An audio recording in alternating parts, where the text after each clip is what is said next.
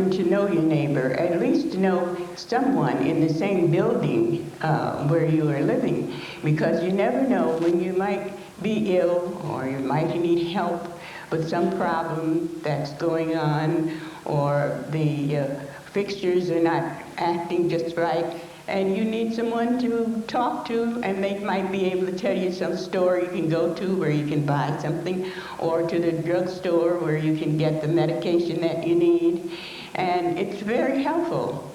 And then you learn to know a little bit more about your neighbor, and your neighbor know a little bit more about you. I know when I was younger, living there, I used to go to dances, and I'd have to run upstairs and have her zip me up, and run up there and have her zip me down so that I could look perfect, at the ball. So it's things like that that makes a neighbor a real neighbor, what the word neighbor really means. They're not only there to help you when you have a problem, but they're there to help you when you have a happy time. My best friend's mom threw her back out, and she had a 7-year-old son, I believe, and she asked me to sleep over and take care of him. And I was right there for her, so. Okay. I loved it. Mrs. Riga died recently. She was my across-the-street neighbor for 30 years. It was nice to have somebody across the street where you could say, "Can I borrow an egg?" Or pick up the phone, give her a call and say, "Is your cable down too?" Or "Did your Sunday paper get here yet?" Now she's gone. I guess what they say is true. You don't know what you've got till it's gone. But the house across the street from us sold this weekend, and we're keeping our fingers crossed. My family and I moved to Mamaroneck 16 years ago, and when we first moved here, we lived in a small apartment above another family, and it became too small for us to live in. We just had a newborn baby. We also had 3 other kids and 2 dogs, and my wife's father. So after about a year and a half of living under those conditions, we decided we were going to move, so we moved into a different house, but we didn't have the money to move, and the church we had joined, St. John's, got all the members of the church together to donate their time and their vans and their station wagons, and they came to our house one Sunday afternoon, and in a period of 2 hours moved our entire belongings into the new house and set us up in the new house. It was absolutely amazing. The story I can't help but recall was one that happened when I first moved up here in the late 70s from New York City. I commute to work. I got off at the corner of Mamaroneck Avenue and Huguenot to get my 61. While I was waiting there, but it felt like 10 minutes, it probably was only 2, but I was getting very cold. I didn't notice no one around me. And all of a sudden I hear a voice telling me, "Would you have a cup of coffee with me?" I turn around and hear this 6-feet guy had 2 cups of coffee, one for me, one for him. And I said, "Yes." Neighbors and I have coached soccer. I've coached both boys and girls soccer. I've coached softball and baseball. I've served on the Town of Mamaroneck Human Rights Commission. I've gone into the schools to explain the Constitution as part of the Mamaroneck Constitutional Bicentennial Program, and to explain to 7th and 8th graders about the law and how they can get into trouble. I have served with the Student Advocacy Program to voluntarily represent students who get into trouble in school. These are the kinds of things that I've done to try and pay back the community for all that it has given. When I was younger, we were going on vacation and we couldn't bring my cat, so our neighbors decided to watch our cat and she said we shouldn't charge her, so she watched our cats for us, and we were really happy about that. And when we came back, we gave her a present. Last year, when we had a fire at my house, my neighbors really stuck behind me, and they let my family and myself sleep at their house, and like they gave us food for a little while until we got our house back into normal condition. So if you ask me what relationship I have with my neighbors, it's a pretty good one. I was born in Tokyo, Japan, but I grew up most of my life in, as a matter of fact, in Larchmont, right here in Westchester. And when I grew up, I even stayed in Larchmont, and living in a house near Murray Avenue. And 4 years ago, my neighbor, Debbie Mullins, She had just moved in, and my back door faces her house. And one morning, as I went out my back door, she also came out, and then she and our eyes met, and she said, "Ohayo gozaimasu." And in Japanese, it means good morning. But she's American, and it struck me funny that she would say that to me as a greeting to me here in Larchmont, and made me feel that this was my hometown. A few years ago, when I was in Mamaroneck Avenue School, there were some racial incidents towards my community and neighbors. This really disturbed me, so I wrote a song called Live in Harmony. The song is about how strongly I'm against racism, and it has to do with Martin Luther King Jr., because the things that I say in this song were the things that he was fighting for when he was alive. So let me play my song for you.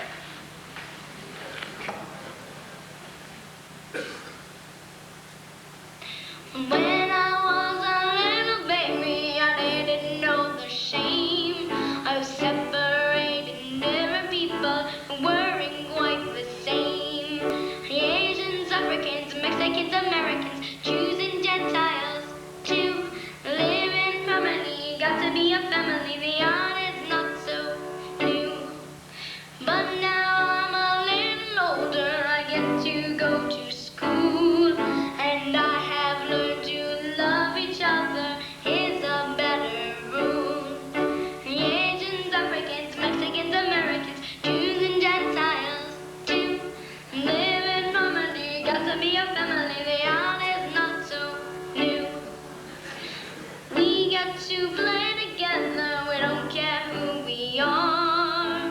And if we're kind to each other, friendship will go far. Asians, Africans, Mexicans, Americans, Jews and Gentiles to live in harmony. Got to be a family, the art is not so new. Asians, Africans, Jews and Gentiles to live in harmony. The art is not so new.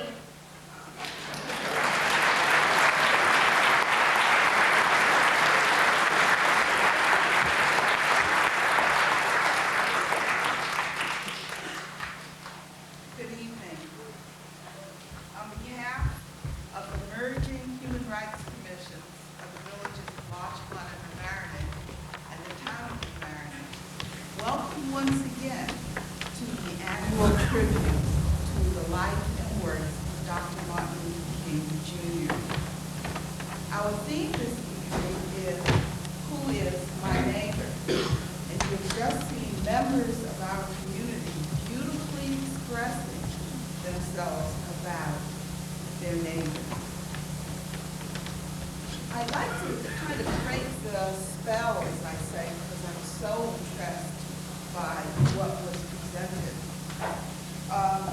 And just for a moment to say that lots of sleep was lost last night by student producer Kelly Slansky, who was assisted by her mother, Mrs. Deborah Slansky, and her teacher, Mr. Mike Witch, in editing this fine piece you have just seen. Kelly and Margot were two people who presented their ideas about neighbors, and they were also on the video. Kelly's mother has the editing equipment that was used so that we could see his selection. And of course, none of what we saw would have been possible without the willing participation of our community residents. We thank them all.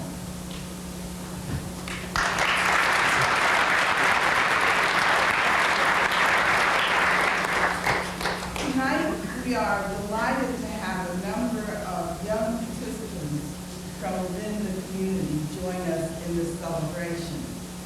Some of them, however, are quite young and will have to leave before the program ends. So we ask your indulgence as they leave. We would also, at this point, like to call your attention to the outstanding artwork created by Ryan Neck eighth graders, which is displayed in the lobby. Phyllis Norman is the teacher responsible for the exhibit. Be sure not to miss it as you assemble for refreshments. Let us all tonight consider, who is my neighbor? Who is that person or family living next door? Who are the people on my block, in my village, town, city, country, and even beyond? Are they like me? Are we able to see through the superficial differences to ultimately understand that my neighbor is me, my brother, my sister? Reverend Brower will now give the invocation, after which he will lead us in singing, Lift Every Voice and Sing. Please rise and remain standing throughout the song. Reverend Brower.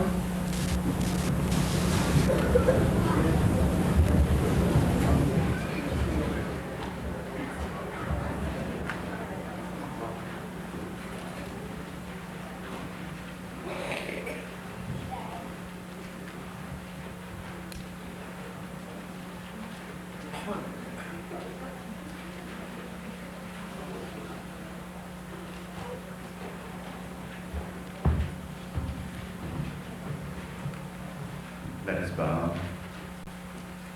Almighty Father, we gather as neighbors, friends, yea, one extended family, as we join in this tribute to the life and works of Martin. We pray that the effulgence of thy grace will daily propel us in our words and our deeds to espouse those principles that characterized his life, and that will ultimately make us one human family. We ask thy blessings upon our efforts, upon the young and the old, upon the wise and the learned, upon us all as neighbors, family, and friends. Amen.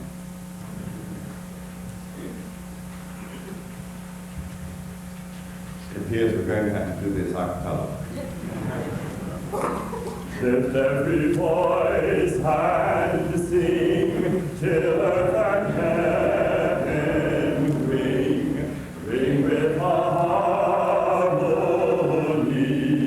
of liberty. Let our rejoicing rise high as the listening skies. Let it resound high as the rolling sea. Sing a song full of the faith that the dark past has taught us. Sing a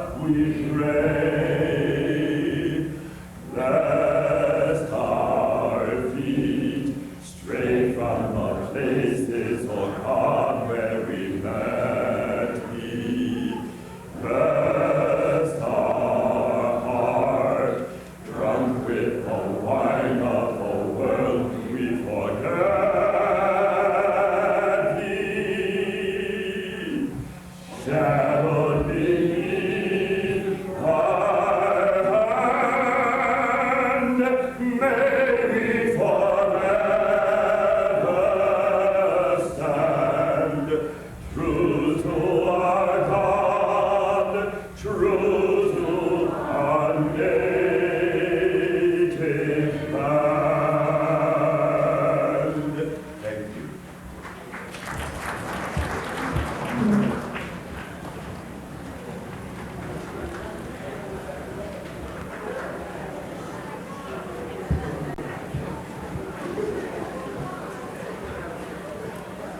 We will now have a musical selection by the Beth Emmett Synagogue's Youth Choir. Use the microphone. I'm sorry. We will now have a selection, musical selection, by the Beth Emmett Youth Choir, led by Rabbi Portnoy. And he's going to tell you what the selection is, it's in the program, and tell you just a little bit about it.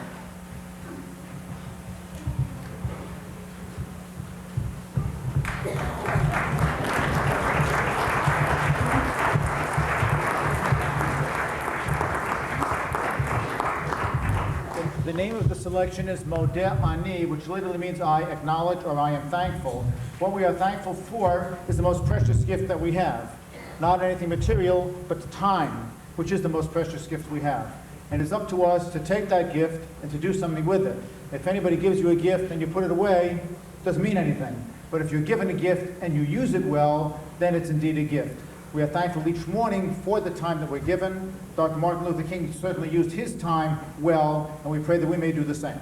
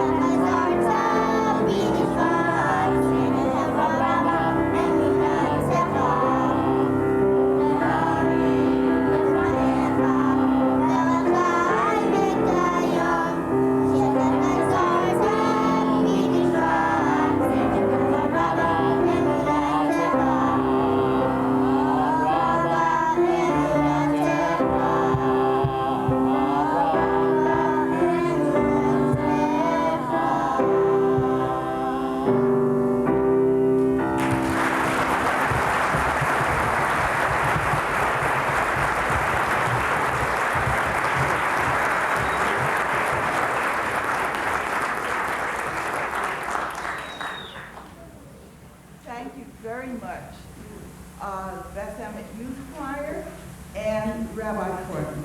Thank you.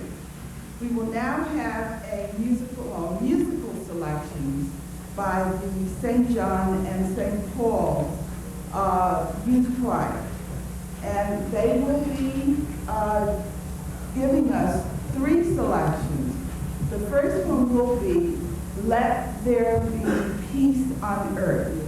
And then we'll have a duet with Jimmy Daly and Ann Parlato. And then a final selection by the choir that's called the Children's Choir, God God be with you. St. John, St. Paul.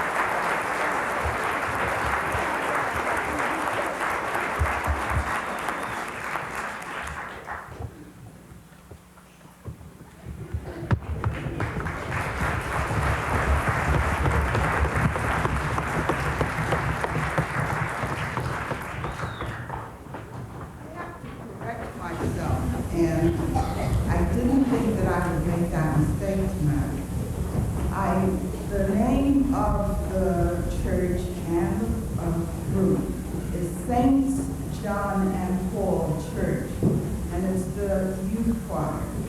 And I have not ever made that mistake before. Lee Bloom kept saying to me before the program, don't forget.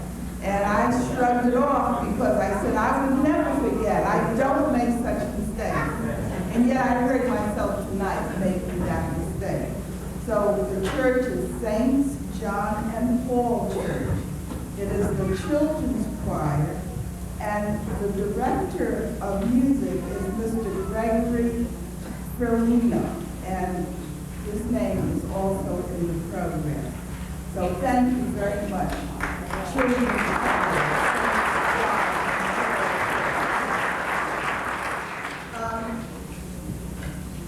Human Rights Commissioner Glenna Gray will now speak to you about the many proclamations that our honorees have received and proclamation for this evening's program.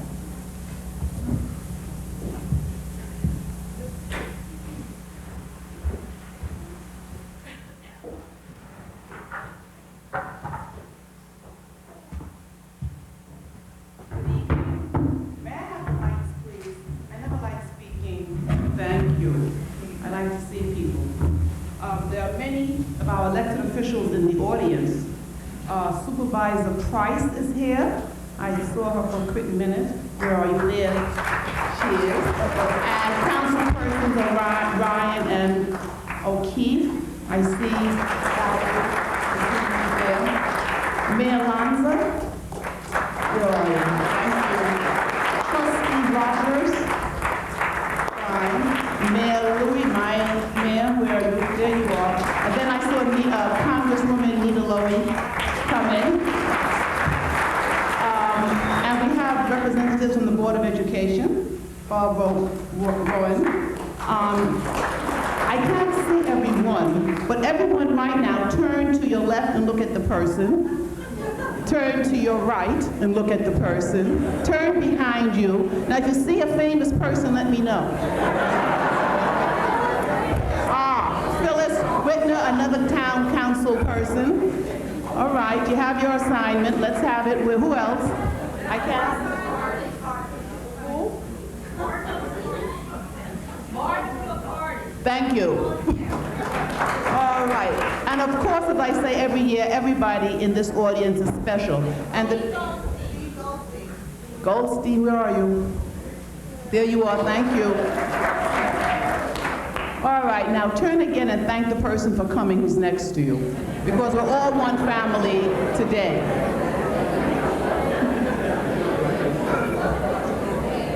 We have many proclamations for the individual and for the agency that we are honoring this year in the name of Dr. Martin Luther King Jr. And they are from the village of Larchmont. They have presented Keith and the co-op camp proclamations. I'm showing them all to you, but I shan't read them because Lee will kill me. We have also from the office of the mayor of Mamaroneck. And I believe, Keith, you live in Mamaroneck. And we also have for the camp. Just so that you know that our elected officials are always ready to support everything that's positive in our communities. And we have from the United States House of Representatives, congressional proclamation, which was given to us by our Congresswoman Nita Lowy. Great, Nita. I love Nita Lowy. And for the day, and also we have from the town. So everyone has come together to honor our two selections for this year. And I think I see someone else from the high school. Benicio? Do I see you there? Right. He looks the same as he did 25 years ago. Thank you. On with our program. Oh, where are you? I'm so sorry. Where are you? Oh, I've been meaning to make an appointment with you to get you on Community Connections. So sorry. Thank you for coming. Anyone else? Going once? Going twice? Thank you.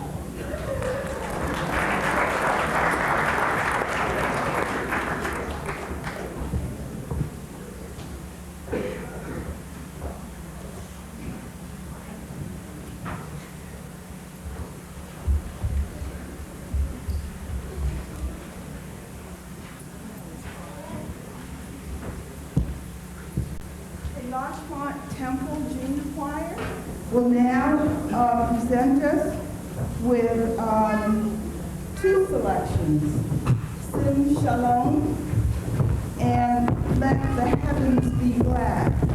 And that's their junior choir, and Ms. Lori Clausen is the director, and Mr. Steve Combs is the accompanist.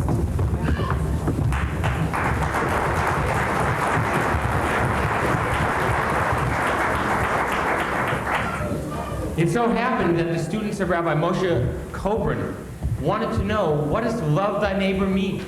And so he sent them to a local tavern in the town where they lived, and they saw two students sitting there toasting each other, Ivan and Shaul, and they watched, drink after drink, to our father, to your mother, to my wife, and they went back and forth.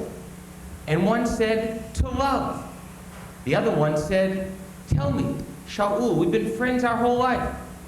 Do you love me? He said, how could you ask such a thing, Ivan? Of course I love you. He said, then tell me, what brings me pain? His friend couldn't answer. And so he said, unless you know what pains me, what hurts me deepest inside, you can't say you love me. And so the students of Rebbe Moshe understood, until we can see the pain of our brothers and sisters, until we understand that what we do and say affects them, until we can reach out and make peace with them and see them as reflections of us, we can't love them. The selections tonight by the Larchmont Temple Junior Choir, under the direction of Cantor Rory Corson and the wonderful accompaniment of Steve Cohen, really speak to that. Sim Shalom, let there be peace among peoples, between peoples, and let the heavens be glad. Let the heavens cry out that we are creating a heaven here on earth by sharing the love we feel. Thank you, Rabbi. That was Rabbi Jeffrey Serkman from Larchmont Temple.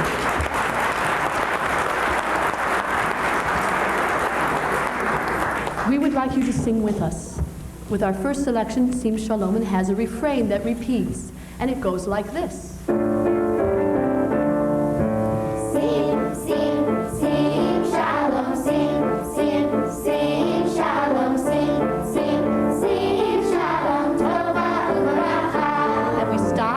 We want you to sing it with us.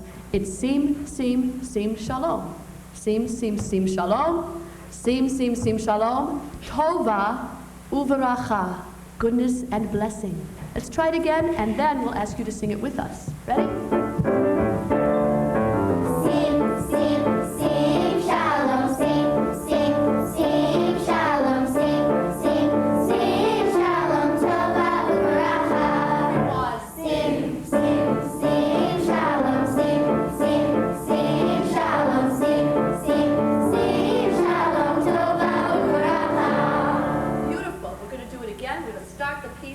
Not teaching it anymore.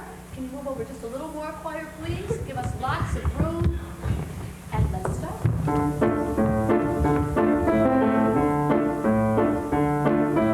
Sing, sing, sing, shalom, sing, sing, sing, shalom, sing, sing, sing, shalom, tova uveracha. Sing, sing, sing, shalom, sing, sing, sing, shalom, sing, sing, sing, shalom, tova uveracha. Come along as neighbors live in peace. Come along with all our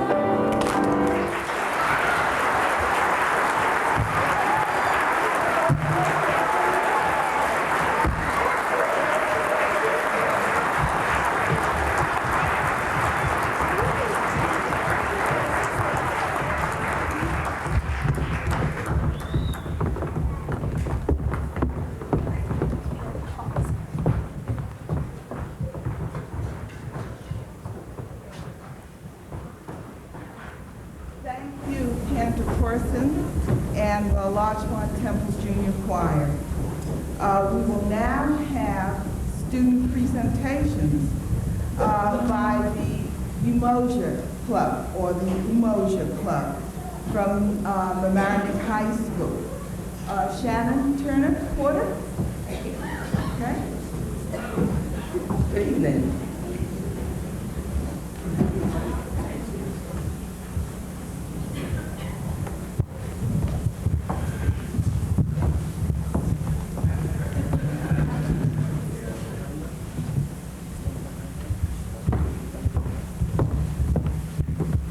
Good evening. Once again, we are the students from Mamaroneck High School are very happy to be a part of this program. Tonight we want to talk about our neighborhood through poetry and dance. And again, I would like to thank all the young people who answered my call at the last moment, and to Marty Barlick from PACE, who also is participating in this program. Our poems cover a wide range of themes. We talk about our community from a teenager's point of view in the 90s, our dreams, our streets at night, dance, our dances, a rumble in the streets, our clothing style, material love, and women, and of course, how we deal with a lot of things, but yet we still rise. I dream of a world where man, no other man was scorned, where love will bless the earth, and peace its path adorn. I dream of a world where all will know sweet freedom's way, where greed no longer saps the soul, nor avarice blights our day. A world I dream where black or white, whatever race you be, will share the bounties of the earth, and every man is free. Where wretchedness will hang his head, and joy like a pearl attends the need of all mankind. Of such I dream my world. At this time, we have a poem. This is My Community. It is written by Andre Watkins and recited by Andre.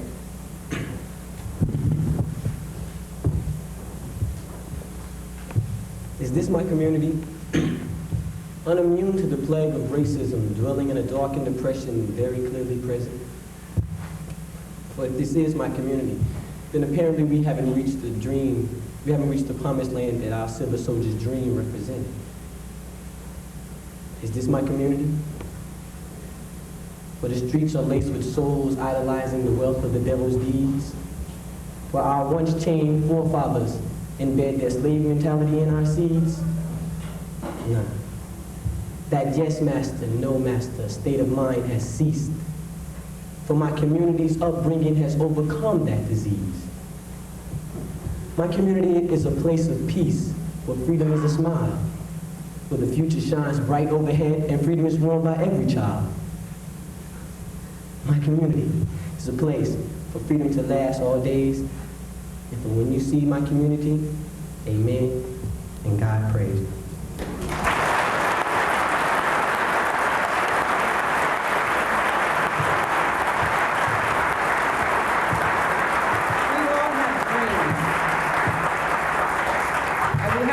Our community.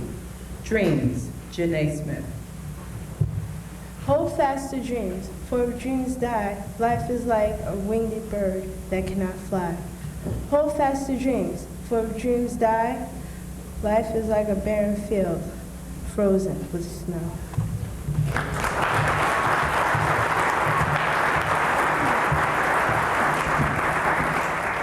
Sometimes the streets in our neighborhood can be very difficult. My street at night, Shannon Russell. My mom says, Shannon, time to go to bed. The streets at night are horrible. I can't sleep. Cars are passing, making noise, sirens screaming, people fighting, suffering. Suddenly the noise goes away, and I go to sleep. I start dreaming about the people, shaking hands, caring about our planet. And I wake up and say, will our world be like this someday?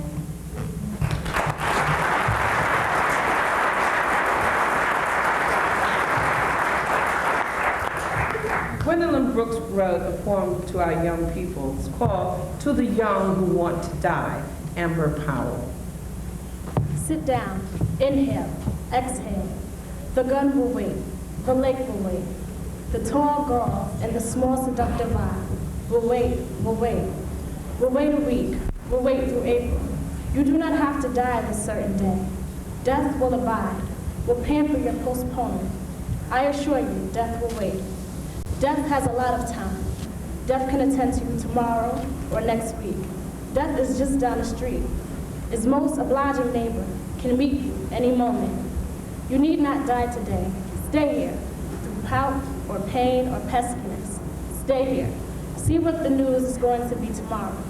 Graves grow no green that you can use. Remember, green is your color. You are spring.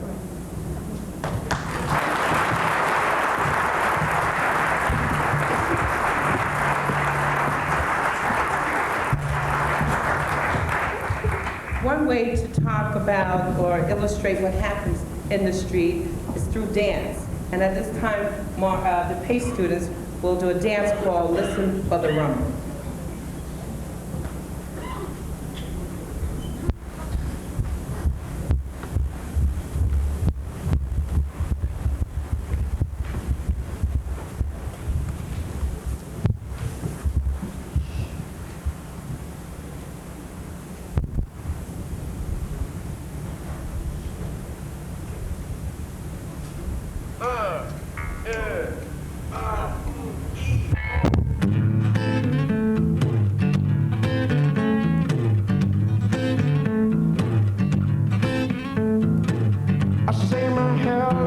Closet, I'm stuck inside. Can't see the light. And my heaven is a nice house in the sky. Got central heating, and I'm alright. Yeah, yeah, yeah. Can't see the light. Keep it locked up inside. Don't talk about it. Talk about the weather. Yeah, yeah, yeah. Can't see the light. Open up my head and let me out. A little baby, here we haven't been for a long, long time. Treading trails for a long time.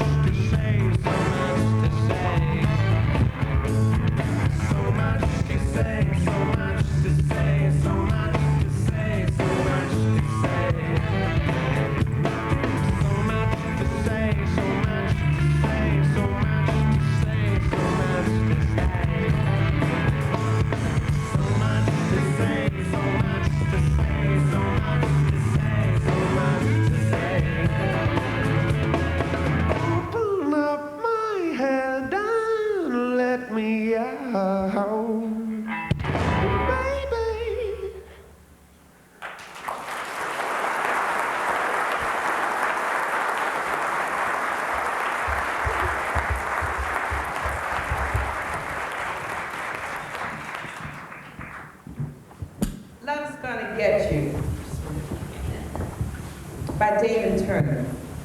Hey, Mr. Smooth, Mr. Ladies Man. Yeah, I'm talking to you, man. I see those threads you have on. Yeah, I see the Reebok pumps, Avia sweats, Nike cross trainers you're wearing. And you're not even an athlete, brother man. I know what these David Robinson, Michael Jordan, Bo Jackson commercials do for you. Now you seem to think that you can go out there and do it all. What do they tell you? Oh yeah, they tell you to just do it. That is, just do it wearing your Nike, your Reebok, your Adidas, and your Converse. Who are you trying to be wearing that Mars Blackman Michael Jordan t-shirt? Do you think wearing that shirt allows you to defy the forces of gravity as we know it? Oh no, I don't think so. What Nike, Reebok, Adidas, Avia, and Converse don't care about is you. What they care about is your money, and more of your money. Next time you wear your athletic attire, endorsed by those $1 million brothers, think about the economic dividends taken out of your community and placed into their greedy little hands. Yeah, when you jump another brother for his NFL or NBA endorsed starter, think about what good it does your people. Yeah, brother man, Mr. Nike, Mr. Adidas, Mr. Reebok pump you up. Just think about it.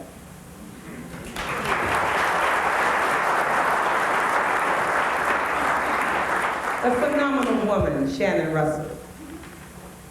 Pretty women wonder where my secret lies. I'm not cute or built to suit a fashion model size. But when I start to tell them, they think I'm telling lies. I say, it's the reach of my arms, the span of my hips, the stride of my steps, and the curl of my lips. I'm a phenomenal woman. Phenomenal, that's me. I walk into a room just as cool as you please, and to a man the fellows stand or fall down to their knees. Then they swarm around me like a hive of honeybees. I say, it's the fire in my eyes, the flash in my teeth, the swing in my waist, and the joy in my feet. I'm a woman, phenomenal woman, that's me. Men themselves have wondered what they see in me. They try so much they cannot touch my inner mystery. But when I try to show them, they say I can't see. I say, it's the arch of my back, the sun of my smile, the ride of my breast, and the grace of my style. I'm a woman, phenomenal woman, that's me. Now you understand just why my head's not bowed. I do not shout or jump or have to talk real loud. But when you see me passing, it ought to make you proud. I say, it's the click of my heels, the bend of my hair, the palm of my hand, and the need for my care. 'Cause I'm a woman, phenomenal woman, that's me.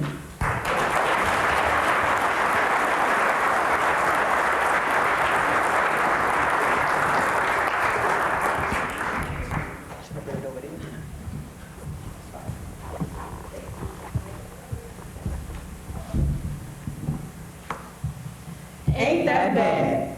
Dancing the funky chicken, eating ribs and tips, digging all the latest sounds, and drinking gin and sips. Putting down that do-rag and tightening up my fro. Wrapped up in blackness, now don't I shine and glow. Hearing Stevie Wonder cooking beans and rice, going to the opera, checking out Leontine Price. Get down, Jesse Jackson. Get on down. Dance on, Alvin Ailey. Talk, Miss Barbara Jordan. Groove, Miss Pearly Bailey. Now ain't they bad? And ain't they black? And ain't they black? And ain't they bad? And ain't they bad? And ain't they black? And ain't they fine? Black like the hours of the night when your love turns and wiggles close to your side. Black as the earth which has given birth to all nations and when all else fail will oblige. Bad as the storm that leaps raging from the heavens, bringing the welcome rain. Bad as the sun burning orange hot at midday, lifting the waters again. Arthur Ashe on the tennis court, Muhammad Ali in the ring, Andre Watts and Andrew Young, black men doing their thing. Dressing in purples and pinks and green, exotic as rum and coke. Living our lives with flash and style, now ain't we colorful folk. Now ain't we bad? Now ain't we black? Now ain't we black? And ain't we bad? And ain't we bad? And ain't we black? And ain't that we fine?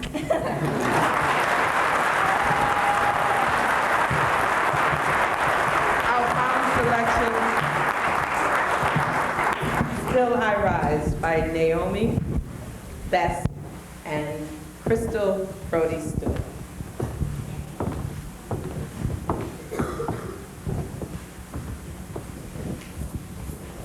You may write me down in history with your bitter twist and lies. You may trod me in the very dust, but still, like dust, I rise.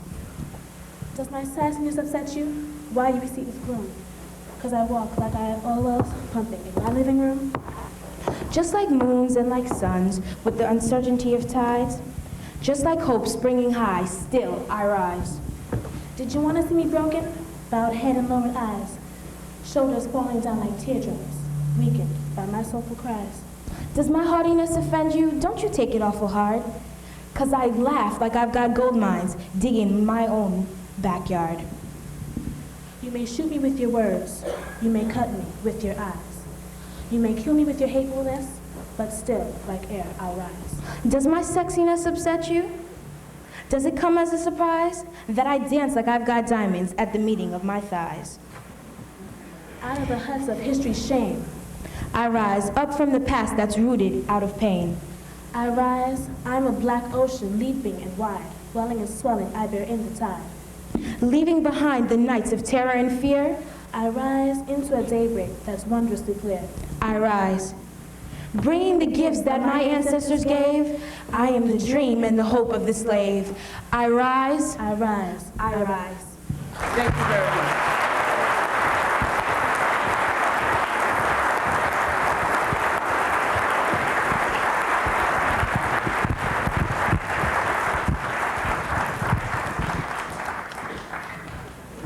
Thank you very much. Motion Club members, Ms. Shannon Turner Porter, the Pace Dance Group, and Ms. Marty Barrowett. We'd now like to present essays by Rhinebeck students. And the students generally from Rhinebeck introduce what they're going to be talking about. So I'm going to turn this mic right over to students from Rhinebeck.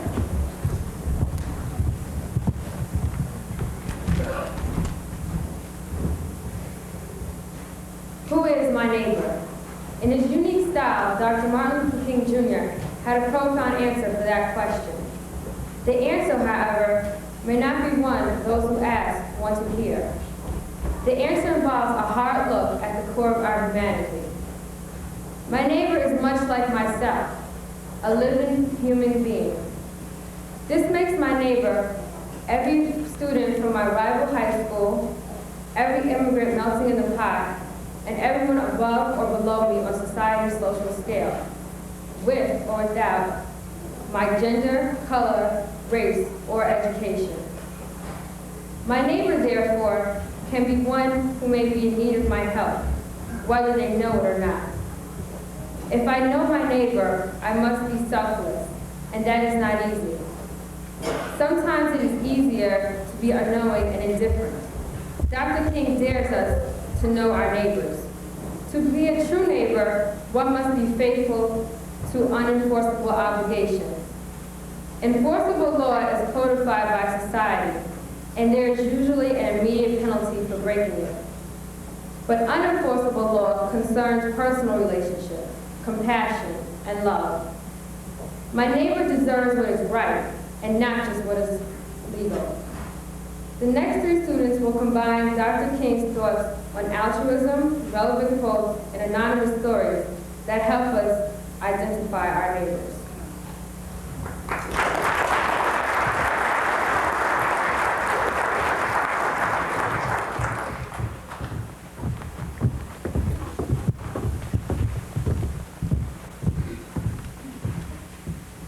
Dr. King separated acts of neighborliness into three categories of altruism.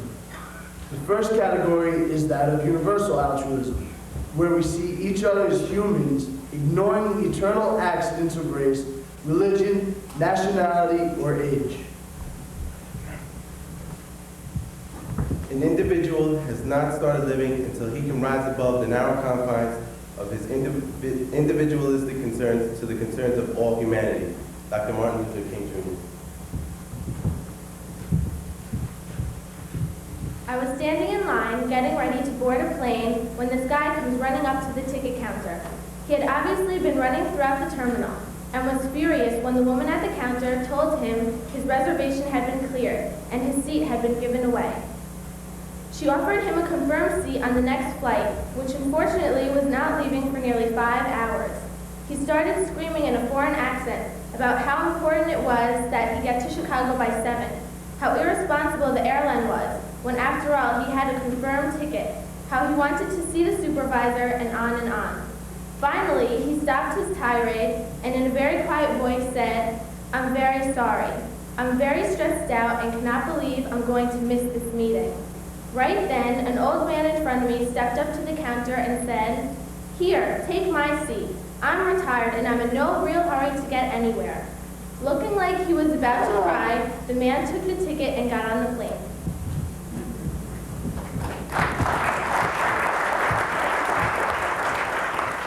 Dangerous altruism is perhaps the least frequent form of neighborliness.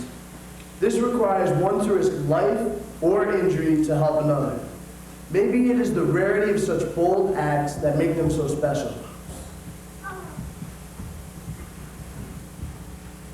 The ultimate measure of a man is not where he stands in moments of comfort or convenience, but where he stands at times of challenge and controversy. The true neighbor will risk his position, his prestige, and even his life for the welfare of others.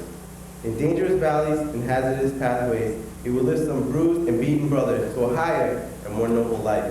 Dr. Martin Luther King, Jr.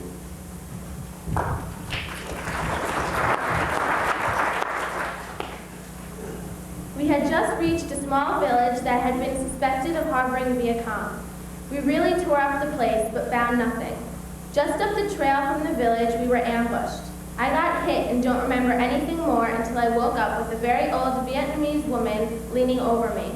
Before I passed out again, I remember seeing her in the village we had just destroyed, and I knew I was going to die.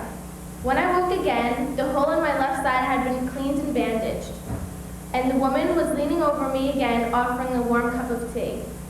As I was drinking the tea and wondering why I was still alive, a helicopter landed nearby to take me back.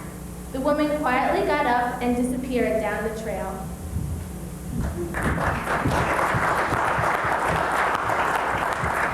Lastly, Dr. King challenges us with excessive altruism.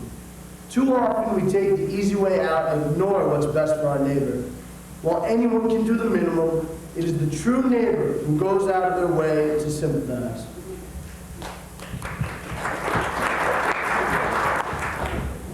Every man must decide whether he will walk in the light of creative altruism or the darkness of destructive selfishness. This is the judgment. Life's most persistent and urgent question is, what are you doing for others? Dr. Martin Luther King, Jr.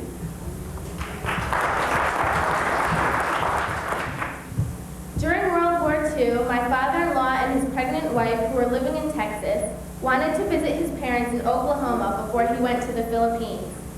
They had to drive back roads all the way. To their dismay, they had a flat and no spare tire.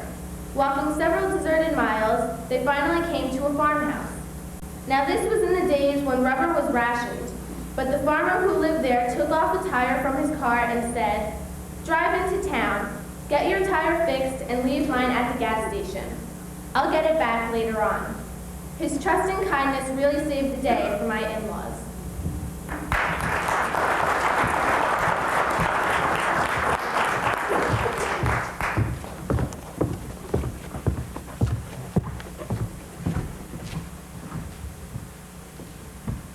To foster the random kindness of a Good Samaritan, it is effective to organize intentional acts of altruism. The students of Rhinebeck High School have been active in their community, spending time with their neighbors in the spirit of Dr. King. The Rhinebeck Key Club, in particular, has been energetically involved in helping others. This year, students stationed in front of the Mamaroneck A&P solicited people to buy extra canned goods for the Mamaroneck Hunger Task Force at the Cap Center. Serving and cleaning at St. Vito's Soup Kitchen has been a weekly activity. Several students spent Halloween at St. Agnes Hospital Special Educational School and ran events for physically and mentally challenged children. Money was raised to buy Christmas presents for the children of a local family in need, and State Assemblyman Ronald C. Tochi from New Rochelle has been petitioned for health benefits for children through a letter writing campaign. These are a few of the ways we perpetuate the message of Dr. Martin Luther King Jr. By embracing our neighbors now, we strengthen our community for the future.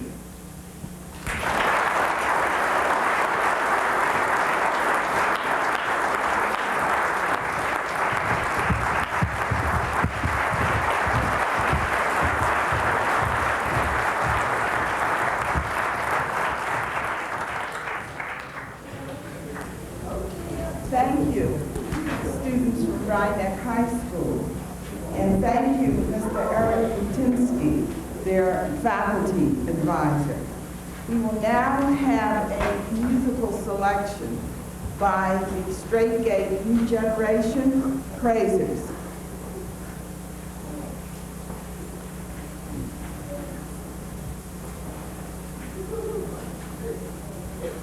Taryn Matthews.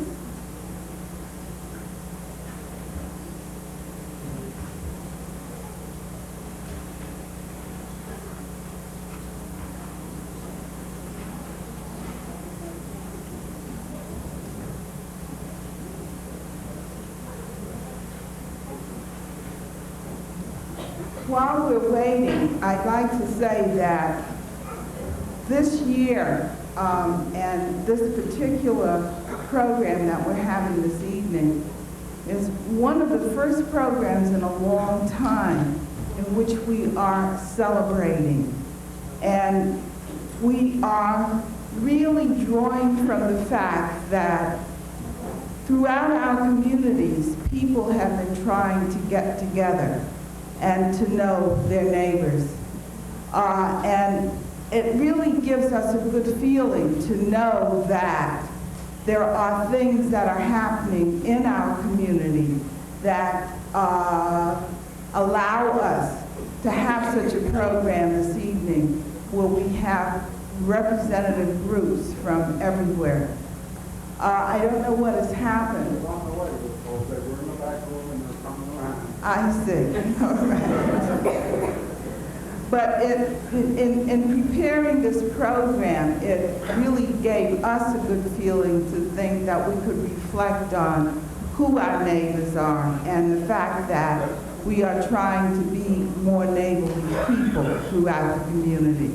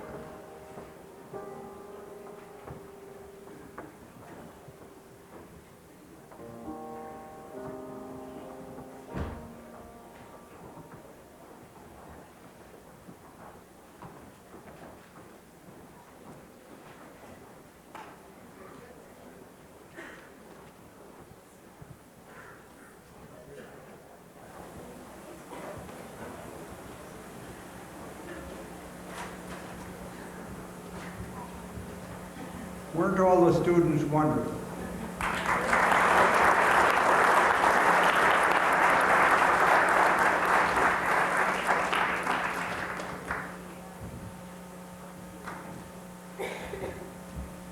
Like Leonard Ray, I'd like it if the lights are up a little so I can see the audience. Thank you. We are very privileged tonight to have Dr. Larry H. Spruill as our keynote speaker. Dr. Spruill is a man of many talents. He has distinguished himself as an historian, a photographer, a museum curator, a theologian, a community activist, and an educator in Westchester County and the metropolitan area. He's a prolific author and lecturer, a consultant for such major projects as the award-winning TV documentary Eyes on the Prize. He has been city historian for the city of Mount Vernon and is now director of multicultural education at the Mount Vernon Public Schools. But none of these are the reason he was invited tonight. He was invited to be here tonight because on United Nations Day, last October 24th, I had the privilege of hearing him speak on the steps of City Hall in Mount Vernon, backed up by performing students from the Mount Vernon schools who, for this audience, I'll say, were excellent, but they were not as expansive in what they presented as these folks, but they presented a message of neighborliness around the world. And Dr. Spruill summed it up there in such impressive terms that I wanted you to hear him. So it's our great privilege tonight to have Dr. Larry Spruill speak to us on the theme of the evening, Who is My Neighbor? Dr. Spruill.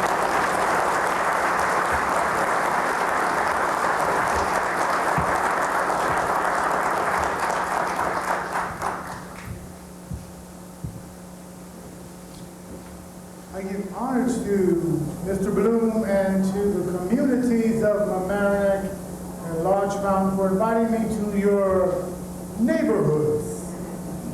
And tonight we preface the birthday of one of the most effective Americans of all times, Reverend Dr. Martin Luther King. But what is the function of the annual King holiday and its celebrations? It is to bring our nation into a moment of reflection about the success of our people and the journey toward the realization of our basic creeds. Are we living and governing our individual, family, local, state, and national affairs as if all men, all of humanity, are really, really, really created equal? This time of the year we ask that question, don't we? Are we handling our personal business and government affairs as if all of humanity is really, really, really, really, really entitled to life, liberty, and the right to pursue happiness? But what I've found is that people really don't know who Dr. King was, his magnitude. And I found a wonderful introduction of Dr. King. I want to take a quick second to read it to you. It was March 25th, 1968, about 1 week before the brutal assassination of Dr. King. Rabbi Abraham Joshua Herschel at the 68th Annual Convention of the Rabbinical Assembly introduced Dr. King to these distinguished holy men of the Jewish faith with these powerful and challenging words. Listen, Karen. This is what he said about Dr. King. Where does moral religious leadership in America come from today? Where does God dwell in America today? Where in America do we hear a voice like the voice of the prophets of Israel? Martin Luther King is a sign that God has not forsaken the United States of America. God has sent him to us. His presence is the hope of America. His mission is sacred. His leadership of supreme importance to every one of us. The situation of the poor in America is our plight, our sickness. To be deaf to their cries, to condemn ourselves. Martin Luther King is a voice, a vision, a way, a call upon every Jew to hearken to his voice, to share his vision, to follow in his way. The whole future of America will depend upon the impact and influence of Dr. King. May everyone present give up his strength to the great spiritual leader, Dr. Martin Luther King. I can see him getting up. And in a humble way, that's a tremendous introduction before all of these great rabbis of the Jewish faith. And I can see him beginning to address this audience. But that's what he meant to the Jewish leaders in 1968. 1 week before he was killed, he was assassinated. Assassinations are the worst kind of crimes because they kill a person for what they believe. But I submit to you tonight that Dr. King, as we come to the close of the century, will be the man of the 20th century. No question about it. There are only 3 holidays named after people. 2 of them are President Days. Obviously, George Washington was the man of the 18th century, and because of Abraham Lincoln's courage to try to maintain this union, keep it together, and he was assassinated and martyred, he became the man of the 19th century. But in Ronald Reagan's eternal wisdom, when he signed that bill, yes, he made Martin Luther King the man of the 20th century because of his ability to export the best of American political culture. It was so wonderful to watch Eastern Europeans march around singing "We Shall Overcome." And at the Berlin Wall, watching the Germans holding hands saying, "We shall overcome." And in Tiananmen Square, seeing these Chinamen building these paper mache or a Statue of Liberty, and they were trying to sing, "We shall overcome." We've seen all that before, haven't we? We saw it in the life of Dr. King and his involvement in the nonviolent movement. But holidays like this stir our consciousness to get us to think about who is my neighbor? Who is my neighbor? And I submit to you that we have a generation that still do not know their neighbors. I understand why Dr. King talked about the beloved community. And how problematic this has become for us living in this salad bowl full of differences, colors and textures called the United States. We have a difficult time still trying to create this beloved community. But I read the scripture that Mr. Bloom gave me regarding this scripture, "Who is thy neighbor?" And I did a little research.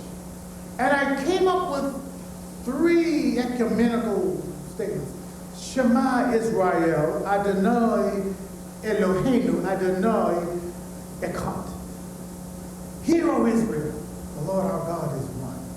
Then the Christian said, "Our Father who art in heaven." Then the Muslim said, "Kul huwa Allahu ahad, Allahu as-samad, lam yalid wa lam yulad, wa lam kufuwan ahad." And it all meant the same thing about this oneness of God. And then we find people trying to what? To have intimate relations with this one universal God. And then I thought about this. I said, well, we want to have this one relationship with this universal God. And then God says, well, how can you love me and you don't love your brother? How could you want to have this one relationship with me whom you cannot see and yet hate your brother? You can't do it. It's impossible. It's easy to profess that. And as I thought about what I would say to you tonight, I came up with a little, I became very sort of sporadic, and I wrote a few little words. I want to say this and sit down. We've had a long night. I've enjoyed myself thoroughly. I thank you again for inviting me to your neighborhood. I live in the quintessential village, Westchester County, the land of splendor, above the Hudson and by the sea. As we fly over the good and the plenty, as we look down on material dreams fulfilled from a hawk's eye view, we can glimpse the Harlem and New Haven lines twisting through our neighborhoods.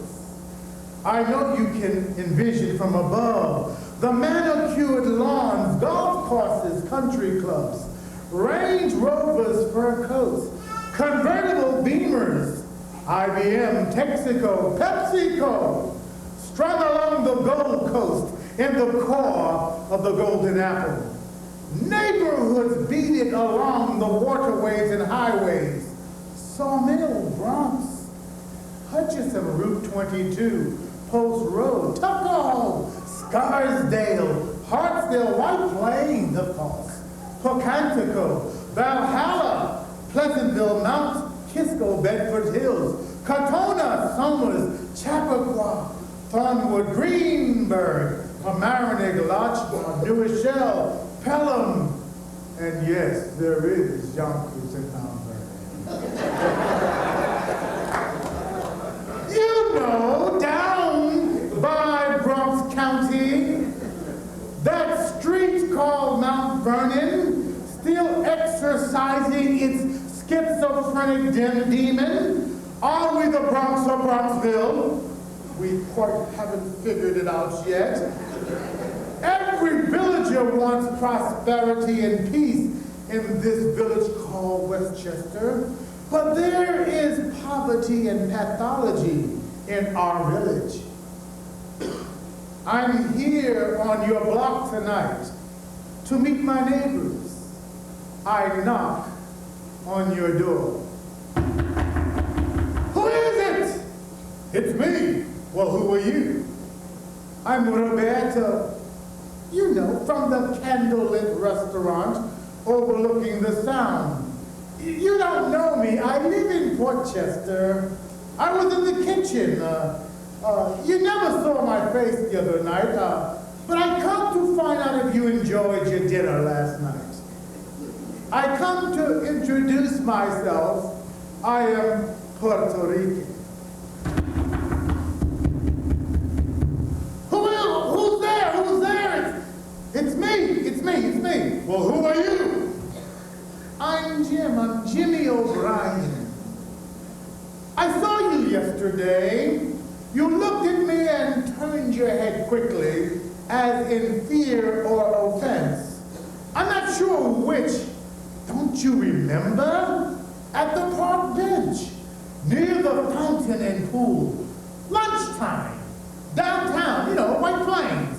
You know, near Macy's. Yeah, the homeless guy, that's me. Yeah, the derelict. I had been drinking.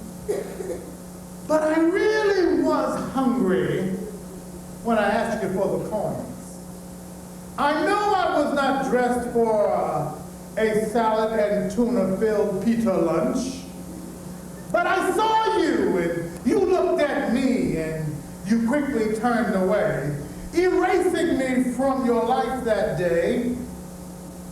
But you can find me. I live at the shelter at the county airport.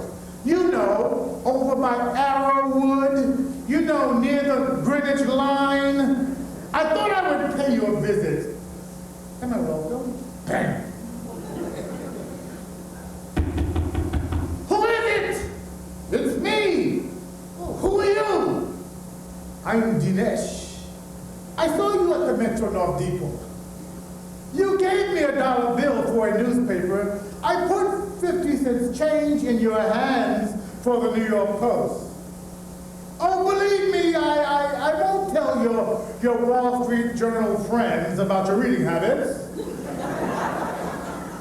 I come to tell you that you never said good morning. You never looked up from the headline. You turned and walked away. I was offended. It was a bad day for me. There were kids who made fun of me. They called me a towel head. My skin is chocolate, my hair red and black, but my heart is Ellis Island and Lower East Side. I'm not the immigrant problem. My name is not foreigner. Can't you see your grandparents when you see me?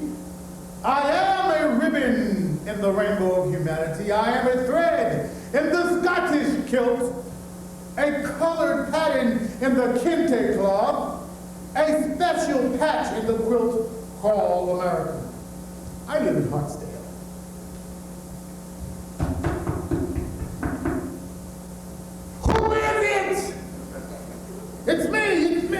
Well, who are you? I'm sick of this.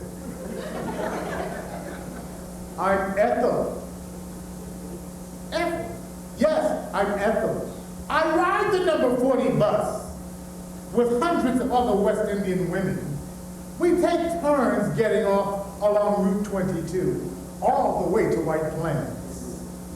I polished the brass railing on your spiral staircase. I even did the doorknobs the other day. I meticulously cleaned the corners along the baseboards. Don't you remember? No? The pine smell from my pail and mop. Can't you smell it? Of course you do. But my face and voice are unfamiliar to your selectively blind and deaf eyes and ears. Just remember the squeaky clean floors and the scent of pine in your nostrils. See and hear Ethel.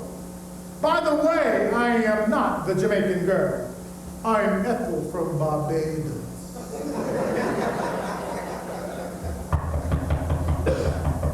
Who is it? Who is it? Who is it? It's me.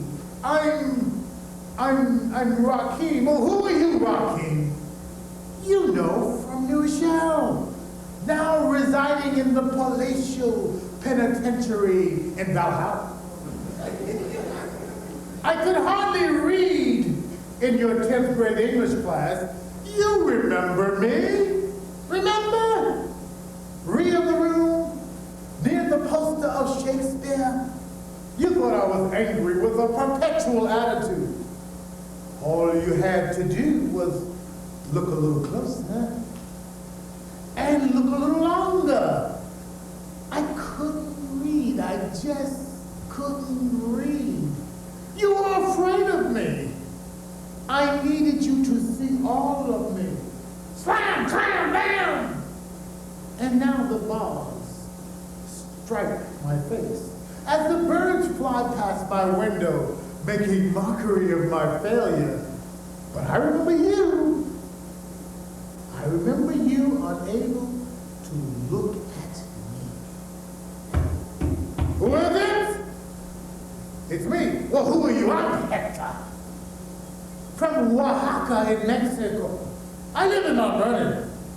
Every Monday, I pull up my Chevy truck into your yard. I cut your grass. I trim the hedges and bushes so nicely placed around your Tudor house. I am the one noisily blowing the leaves and the twigs into circular patterns until they are neatly piled into black plastic bags, and I take them away for you. I bill you. I dare not come to your door for payment. You don't know me, but by the way, soy Chicano, no soy Puerto Rican.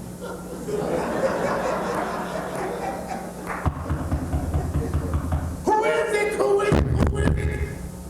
It's me. Well, who are you? I'm Lean Soup.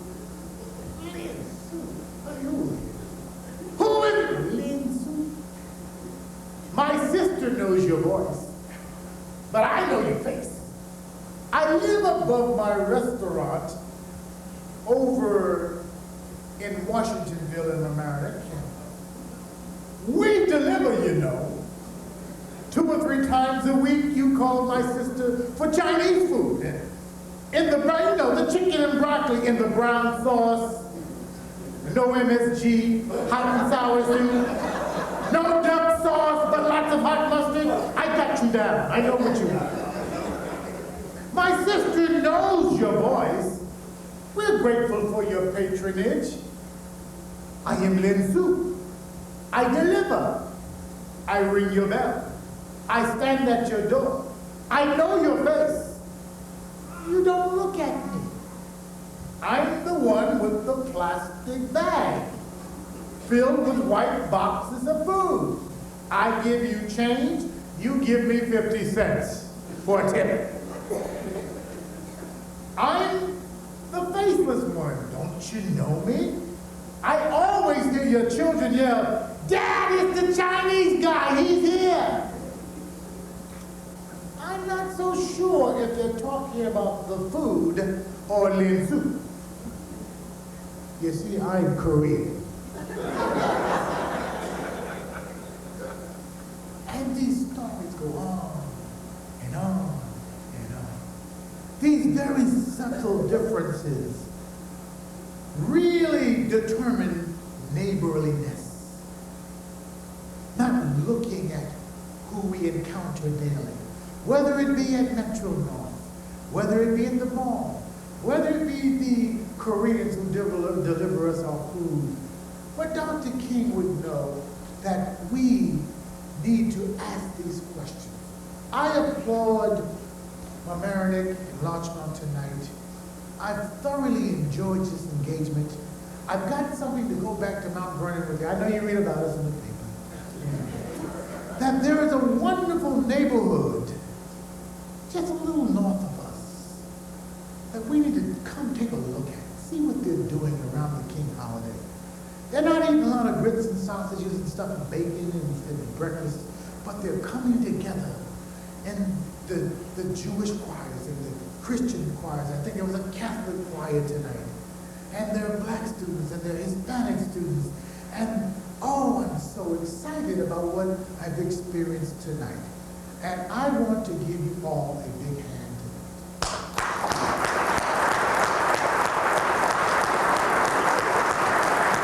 Who is my neighbor? You are my neighbor, and thank you very much.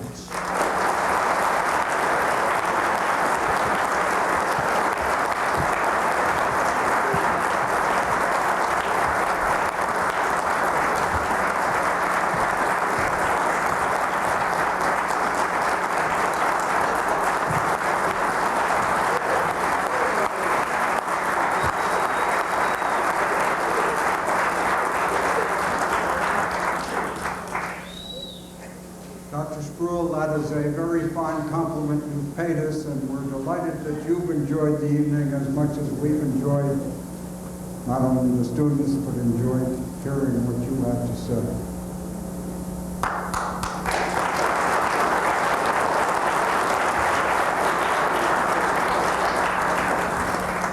Every year at this time, we present the awards which were created. This is the 9th year that it's the 11th annual observance of Martin Luther King's birthday in the community, but it's the 9th year in which we have given human rights awards.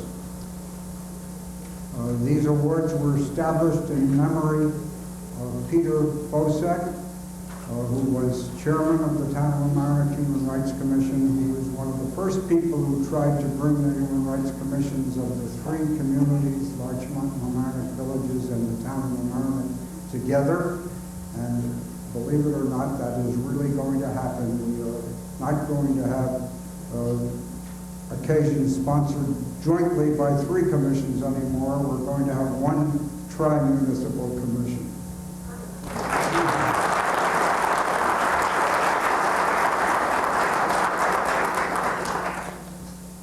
We honor each year an individual or an organization or both whose volunteer activities in the community have exemplified the dedication and commitment and the principles of Dr. Martin Luther King.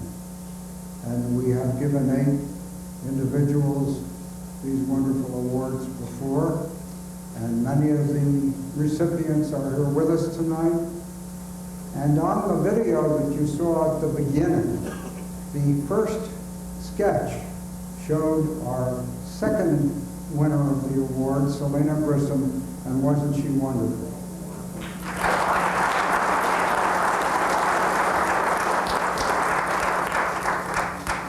If Rita Grunbaum will excuse me, she was our winner last year, but I want to mention that Selena has a birthday next month, and I believe she will be 87.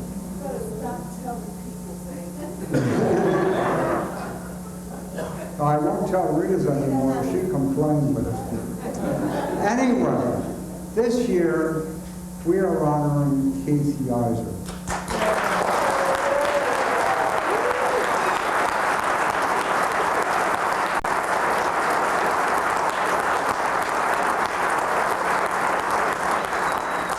Obviously, you all know how wonderful he is, so I shouldn't really have much to say. But let me just tell you briefly that Keith, born and raised in the village of Mamaroneck, graduate of Mamaroneck Avenue School, and then the family moved a couple of blocks and he graduated from Rhinebeck High School. He went off and studied and got an associate degree in child care at Sullivan County Community College, and then went on to New Paltz State University and got a bachelor's degree in social studies specializing in urban issues. And he came back and one of the first things he did, he loved sports and he loved basketball particularly, and he did play a couple seasons as a professional with a professional basketball team in Holland. And he came back and he got himself a job with the Westchester County Department of Social Services. That's what he was trained for. And worked as a social worker for, I think it was 5 or 6 years. But in the meantime, all the training he had from his wonderful family, who are known for their dedication to the community, everyone's known the Islanders and appreciated them. And he learned that lesson that you should care about your neighbor. And he used that term in his mind very broadly, just as we've heard it described tonight and discussed by Dr. Sproul. So that while professionally he was involved in child care and social work, when he left the office, he came home, and it wasn't any assignment. He just made it his business to help anybody he could in any way he could. And he went about doing it to a considerable extent by doing the things he loved anyway, like basketball. For instance, working through the CAP Center, where he has been an eternal volunteer on every program they've had, he set up a summer basketball team. And if they needed equipment, he managed to get it. And if they were playing with teams from other communities, he managed to arrange transportation to get them there. And he would arrange twice a year to get tickets to Madison Square Garden, to NIT games, and provide the transportation and arrange it to get the students and chaperones where necessary to go along. And he arranged tickets to Broadway shows and transportation for seniors to get them there. And those were all kind of mass activities, but then there were all the individual activities. If a senior needed somebody to go to the post office and pick up the mail, or maybe go to the store and buy things, or needed transportation to get somewhere, Keith just did it. No big deal, just came naturally. At the CAP Center, they can go on page after page listing the things he has done. For 8 or 10 years, he has joined with the CAP Center and the food pantry people and St. John and Paul's Church, where the church has made up 75 baskets of food at Christmas, at Thanksgiving, and at Easter. And he has gone and picked them up from St. John and Paul's, brought them back to the CAP Center, and then helped deliver them to the needy people around the community. For the past 4 years, a program he took a major part in creating called Focus, Friends of Children United in Study.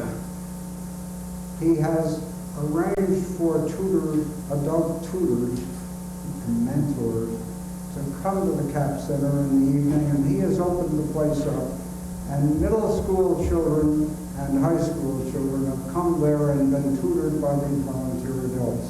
And not only did he conceive of, with some others, but mostly Keith, of this project, he also took part in writing proposals that got some grant money to support it.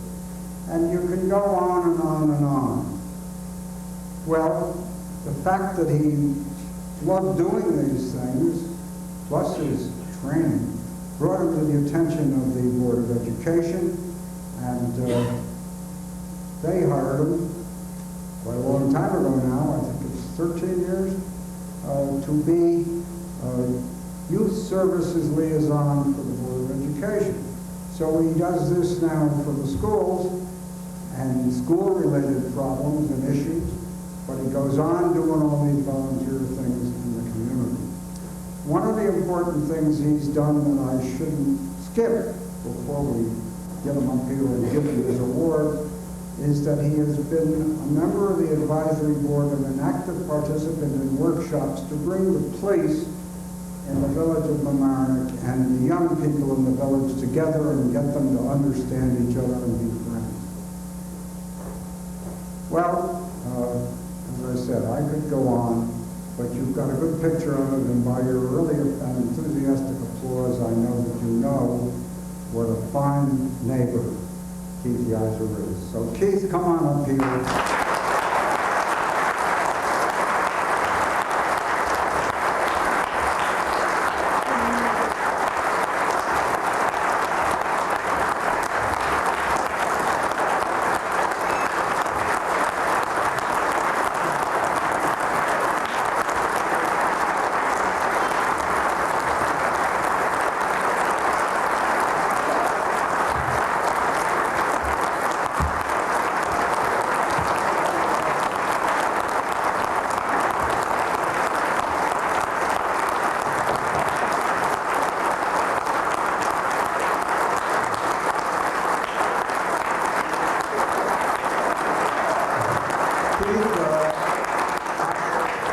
I think you know what's in this box because I've described it several times. We always give the same award, and actually, Adrienne Posek, Peter's wife, was the one who selected this award from Hoagland's up in Greenwich the first year, and they welcome me up there every year. You get these beautiful brass bookends.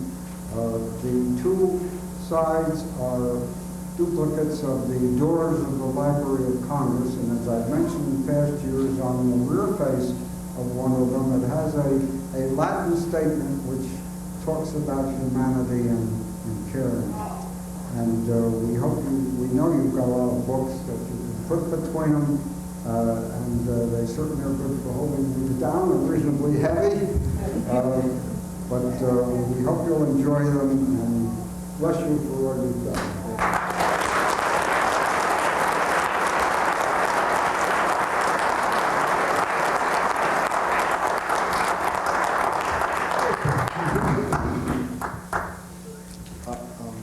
Thank you very much. I also like to thank the Human Rights Commission for municipalities, Town of Mamaroneck, Village of Larchmont, and the Village of Mamaroneck, and I'm from the Village of Mamaroneck. This award is, I'm a tall individual. I stand 6'4", but believe me, I'm standing on the shoulders of many people.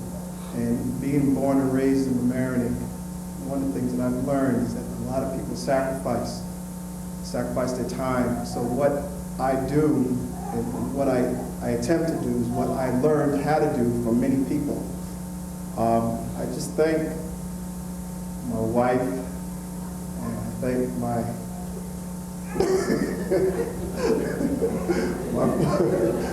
children, and most of all, I like to thank, there's some individuals, and this is going to be very short, but you saw Dr. Grissom. Well, you don't really realize that when I was a junior in high school, Dr. Grissom kind of put a foot in my behind and told me to stand forth and do some things for the community.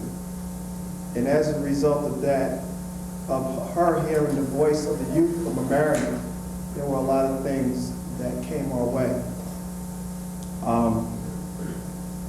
Bev Villa, who is my mentor and my confidant, who has really inspired me. And if you come in my office and see my desk, you might say, well, he is a protege of Bev Villa. But I just say that there are many people who have stood behind me, who have supported me. Reverend Taylor at the First Baptist Church, and Reverend Wayne Powell with the bands. Just so many different people. So when you say Keith Yeiser, what you're talking about is a lot of people. And I've had the support of many people in this village. So with this, I'm very honored to accept this award.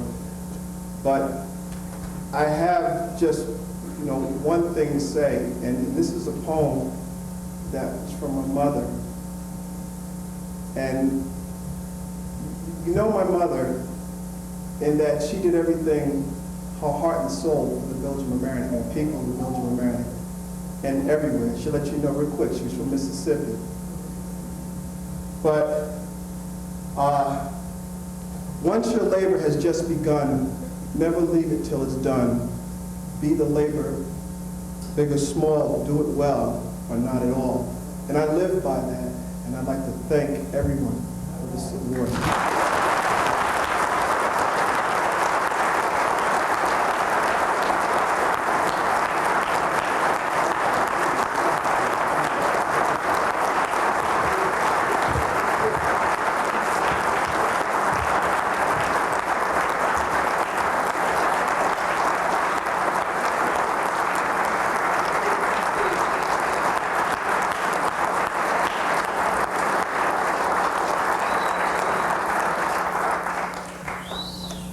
For 29 years, there has been an institution in the community operating in Mamaroneck called the Mamaroneck Co-op Summer School and Day Camp.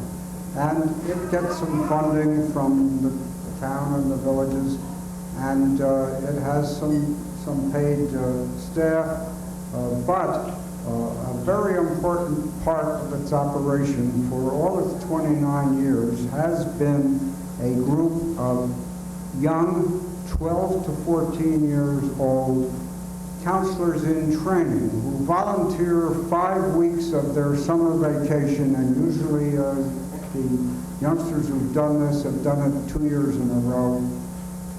There are about 40 each year who go through this program, and most of the campers are quite a bit younger than that. And these youngsters do such things as being reading buddies for first and second graders, playing math games with young children and solving and sharing problem-solving strategies, assisting in whatever way assistance is needed to teachers in art, learning lab, music, computers, and the like, tutoring ESL children one-to-one in English, tutoring interested campers in other languages, particularly Spanish, helping them to learn.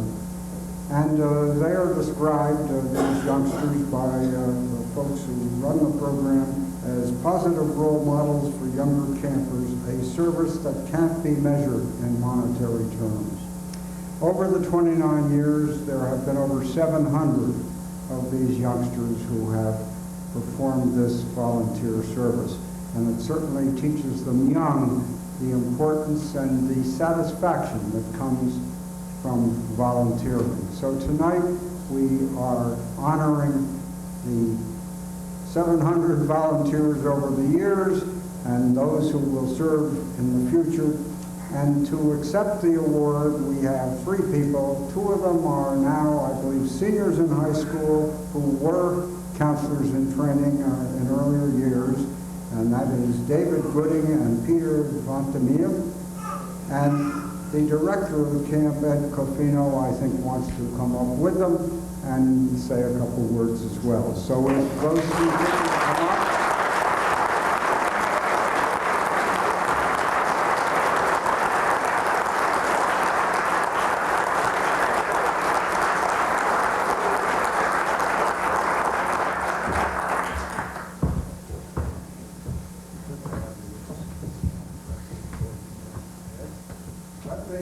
Mention that we have here a check to the Mamaroneck Co-op School and Day Camp for $300 to help you carry on the work.